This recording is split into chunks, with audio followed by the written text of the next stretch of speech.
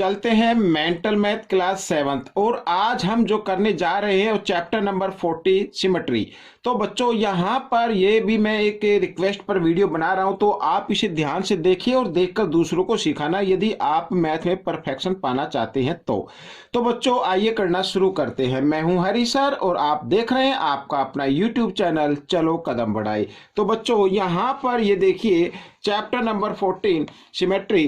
तो बच्चों यहाँ पर ये जो लिखा ना पॉइंट टू रिमेंबर, ये आपको रिमेंबर कर लेने हैं, तब आपके लिए बड़ा इजी हो जाएगा और आप दूसरों को भी अच्छे से बता पाएंगे। तो सबसे पहले बच्चों यहाँ पर दो चीजें हमें सीखनी होंगी। एक तो जैसे यहाँ पर हमें लाइन, ठीक है ना, तो मैं जरा इधर देख लेता हूं। जैसे ये रोटेशन है, ठीक है, रोटेशनल है, रोटेशनल सिमेट्री, एक तो ये हमें फाइंड आउट करना होगा और एक होता है लाइन, ठीक है, सिमेट्री लाइन। तो बच्चों अगर देखिए, अगर आप इसको अच्छे से पढ़ लेंगे और इसको समझ लेंगे तो आपके लिए इजी हो जाएगा और मैं भी बताता हुआ चलता हूं। तो सबसे पहले सिमेट्री लाइन होती क्या है? एक ऐसी लाइन, यानी एक कोई भी फिगर हो, एक ऐसी लाइन, अगर उस लाइन को हम ड्रॉ करते हैं तो दोनों तरफ सेम फिगर आनी चाहिए, कॉन्ग्रुएंट फिगर आप उसको बोल सकते हैं। यानी उस फिगर को अगर हम उस फिगर के ऊपर रखें तो सेम टू सेम रहे, ठीक है ना, जैसे हम शीशे के अंदर देखते हैं तो इसी तरीके से। अब जैसे यहां पर क्वेश्चन नंबर फर्स्ट है, देखो क्या कहता है, how many lines of symmetry are there in an equilateral triangle. Equilateral triangle होता क्या है? जिसकी तीनों साइड इक्वल होती हैं। अब तीनों साइड इक्वल होती हैं तो इसमें सिमेट्री लाइन आपको फाइंड आउट करना है। मैं आपको बताता हूं इसमें थोड़ा सा फिगर बना के, ठीक है। ये मैंने क्वेश्चन पहले से नहीं लिखे हैं तो आप इसको जरा ध्यान से देखें। ये मान लीजिए ये क्या है, ये इक्विलेटरल ट्रायंगल है ABC। अब इसकी सभी साइड इक्वल है। अब यहां पर अगर मैं B से इधर एक लाइन ड्रॉ करता हूं तो ये वाली फिगर और ये वाली फिगर दोनों सेम फिगर आपको नजर आएंगे, कॉन्ग्रुएंट फिगर आप बोल सकते हैं इसको। तो एक तो ये हो गई 1, और अगर हम यहां से इधर कर दे तो एक इधर फिगर हो रही है, एक इधर हो रही है, तो ये भी सिमेट्री लाइन है।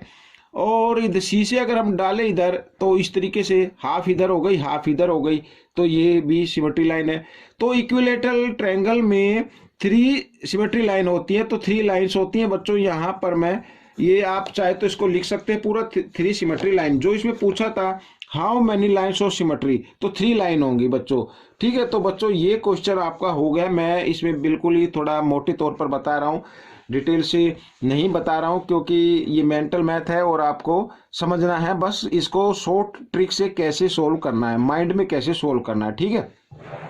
तो इक्विलेटरल ट्रायंगल है, तो इसमें इक्विलेटरल ट्रायंगल में 3 साइड होती है, 3 और तीनों साइड इक्वल होती हैं, ठीक है। और इक्वल ये भी याद रखना है, तीनों साइड इक्वल होती हैं। इसका मतलब ये नहीं कि आप और कोई भी फिगर आप ले ले, तो हमें ये देखना होगा कि वो है किस टाइप की फिगर, ठीक है। तो यहाँ पर मैं इक्विलेटरल ट्रायंगल की बात कर रहा हूँ। अगर आपके ये मेंटल मैथ क्विज में आता है तो इक्विलेटरल ट्रायंगल आता है तो आप सीधा 3 जहाँ पे लिखा हो उस पर आप टिक कर दीजिए। आइए आगे करते हैं। How many lines of symmetry does the following figure है। अब ये जो फिगर आप देख रहे हैं इसमें कितनी सिमेट्री लाइन होंगी, ठीक है। अब बच्चों देखो, अगर मैं ऐसे ड्रॉ करता हूं तो सेम फिगर नहीं आएगी ना, इधर अलग फिगर बन रही है, इधर अलग बन रही है। अगर मैं इसको बिल्कुल ठीक बीचों बीच इधर करता हूं ड्रॉ इस तरीके से, तो इधर भी सेम फिगर होगी और इधर भी सेम फिगर होगी, तो इसकी 1 होगी। तो इसका आंसर क्या होगा? 1 होगा बच्चों, ठीक है। तो 1 लाइन ऑफ सिमेट्री होगी या 1 सिमेट्री लाइन आप इसको बोल सकते हैं। आइए अब देखो, जैसे क्वेश्चन नंबर 3 है, name the fixed point about which an object can rotate. Fixed point, अब फिक्स्ड पॉइंट होता है, मान लीजिए यहां पर है, अगर कोई चीज रोटेट कर रही है, मान लीजिए इस तरीके से, अगर वो रोटेट करे तो ये तो फिक्स्ड पॉइंट होगा ना, यही घूमेगा, यहीं पे रहेगा, ये कहीं हिलेगा नहीं। अगर यहाँ पे कोई भी ऐसे कट लगे हैं तो ये कट इधर आ जाएगा, जब इसको हम रोटेट करेंगे तो ये वाला इधर आ जाएगा, लेकिन ये तो अपनी जगह रहेगा। तो ये सेंटर ऑफ द सर्कल हम इसको बोल सकते हैं। तो ये आपका आंसर रहेगा, ठीक है। आप चाहे तो लिख सकते हैं सेंटर ऑफ द सर्कल, इस तरीके से ये मैंने लिख दिया, तो ये आपका आंसर बन गया। अब क्वेश्चन नंबर 4 देखो क्या कहता है, what is the order of rotational symmetry. Rotational symmetry यानी अगर हम इसको घुमाएं, रोटेट करे, इसको इस तरीके से रोटेट कर दे और रोटेट करने के बाद सेम फिगर दिखनी चाहिए। अब जैसे ये दिख रही है ना, अगर इसको मान लीजिए हम इसको रोटेट करते हैं इस तरीके से, तो ये जो लीव्स है दिखाई दे रही है, ये इधर आ जाएगी, तो ये इधर आ जाएगी। ठीक है, अब आपको इसमें पूछा है what is the order of rotational symmetry, तो रोटेशनल सिमेट्री हमें इसमें बतानी क्या है। तो देखो अब इसमें कितनी है, 1 2 3 4, 4 है तो 4 होगी, तो इसका आंसर क्या आ जाएगा, 4 आ जाएगा बच्चों। ठीक है, इसका आंसर क्या होगा, 4।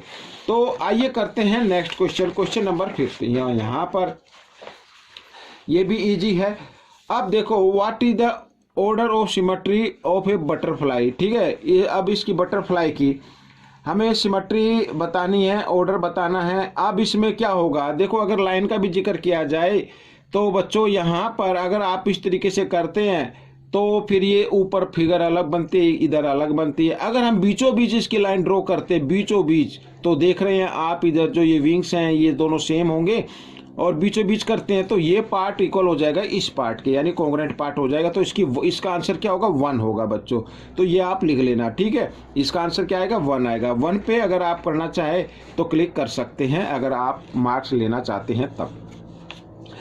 अब यहाँ पर क्वेश्चन नंबर 6 है, angle of rotational of the figure is 60 degree. ठीक है, find the number of line of symmetry, तो नंबर ऑफ लाइन सिमेट्री बतानी है।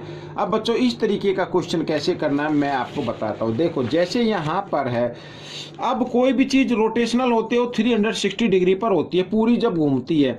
अब इसमें पूछा है कि एंगल जो है उसका एंगल ऑफ रोटेशन है वो 60 डिग्री है, तो 60 से इसको डिवाइड कर दीजिए, 6 1 जा 6, 6 6 जा 36, तो 6 यहाँ पर बच्चों 6 लाइन ऑफ सिमेट्री आ जाएगा। तो ये आपका आंसर रहेगा, तो ये याद रखना आप। ठीक है, तो इस तरीके से अब यहाँ पर ये याद रखना, क्योंकि कोई भी फिगर अगर रोटेट करती है पूरी तो वो 360 डिग्री पे करेगी, यानी सर्कल बन जाता है, घूम जाता है पूरा।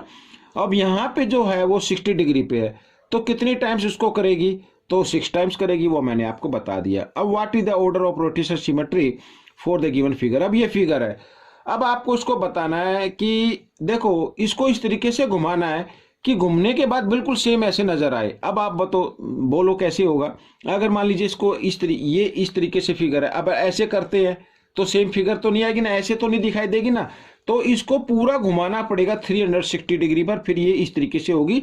और वो कितनी बार घुमाना होगा, 1 टाइम से घुमाना होगा, यानी इस तरीके से करके, ऐसे करके इस तरीके से ये आपको घुमाना पड़ेगा, फिर ये सेम फिगर आएगी। तो इसका आंसर क्या होगा, 1 होगा। ठीक है, आइए करते हैं क्वेश्चन नंबर 8।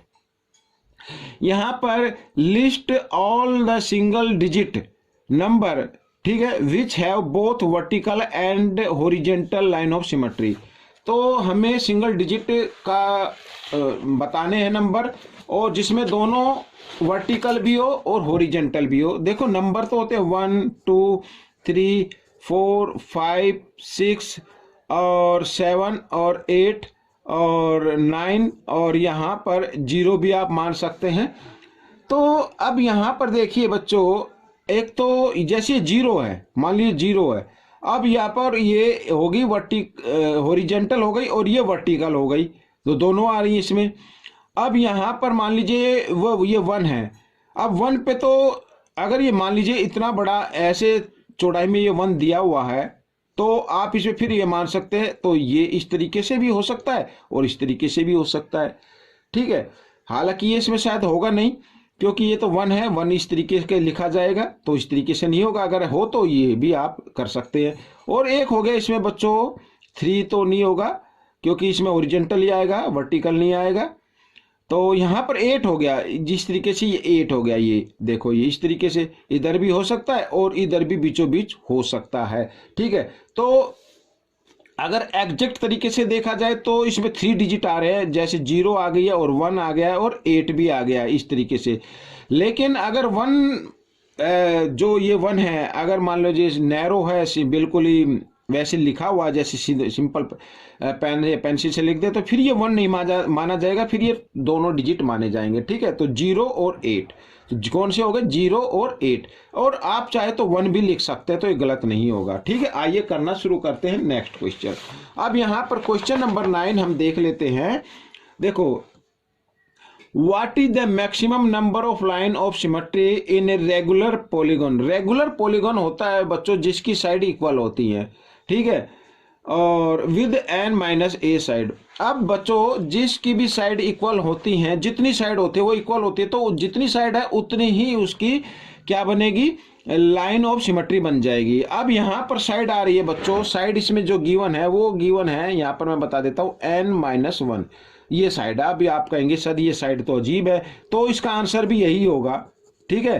तो n-1 ही होगी सिमेट्री लाइन, क्योंकि जितनी साइड होंगी उतनी ही सिमेट्री लाइन आएंगी। अगर मान लीजिए जिसकी साइड 4 होती, ठीक है, 4 यानी रेगुलर पॉलीगॉन और साइड है 4, तो 4 साइड का तो बन जाता है, स्क्वायर बन जाता है, ठीक है। तो एक तो ये हो जाती है बच्चों, एक ये हो जाती है, और एक ये हो जाती है, और एक ये हो जाती है, ठीक है। तो 4 हो गई।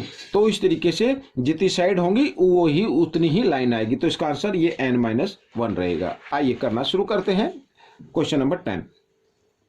अब क्वेश्चन नंबर 10 में क्या कहा है, find the number of lines of symmetry in the given figure and also find the order of rotation symmetry. ठीक है बच्चों, यहां पर ये देखिए, अब लाइन ऑफ सिमेट्री इसमें आपको फाइंड आउट करना है। लाइन ऑफ सिमेट्री अगर मान लीजिए हम ऐसे ड्रॉ करते हैं तो ये फिगर अलग है, ये अलग है, डिफरेंट फिगर आ रही है, इस तरीके से करते हैं तो ऊपर वाली फिगर अलग है, इधर ये अलग है। तो इसमें तो लाइन ऑफ सिमेट्री क्या होगी, 0 होगी बच्चों, 0 होगी, यानी इसकी कोई होगी ही नहीं। और अब पूछा है, यहां पर लिखा है in the given figure and also find the order of rotational, यानी इसको अगर घुमाए तो सेम फिगर आ जाए। अब घुमाने पर तो इसको, अगर ये फिगर देखो कुछ इस तरीके से लटकी हुई है, इधर भी ये है, अगर ऐसे घुमाएंगे तो अलग होगी, यानी इसको पूरे राउंड में घुमाना पड़ेगा 360 डिग्री में, तब ये फिगर आएगी। और वो 1 टाइम्स ही घूमेगा, 1 टाइम्स ही घूमेगा। इसको इधर घुमा के सेम फिगर, आप जैसी ये फिगर है ऐसी फिगर नहीं नजर आएगी, तो ये 360 पे पूरी घूम जाएगी और वो घूमेगी 1 टाइम्स। तो इसका आंसर ये 1 होगा। तो बच्चों ये मैंने आपको ओरली बताया है, तो आपको ये वीडियो कैसी लगी मुझे जरूर बताना, और इसमें से सीखकर दूसरों को जरूर सिखाना। मिलेंगे नेक्स्ट पार्ट में। Till then keep practising and thanks for watching this video.